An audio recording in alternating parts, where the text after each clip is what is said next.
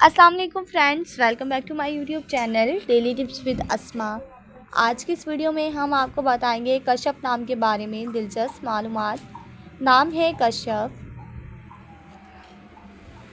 कश्यप नाम का शुमार लड़कियों के नामों में होता है। कश्यप एक इस्लामी नाम है। कश्यप नाम की इब्तदाई तारीख अरबी ज़ुबान से निकलती है।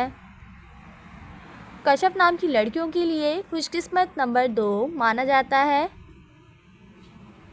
माहिरीन के मुताबिक कश्यप नाम की लड़कियां बहुत ज़्यादा बहादुर होती हैं। कश्यप नाम का मतलब है ज़ाहिर होने वाली यानी आया।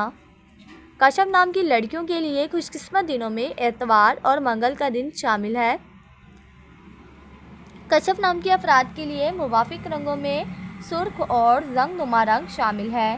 कश्यप नाम के अफराद के लिए मुवाफिक पत्थरों में पुखराज पत्थर शामिल है।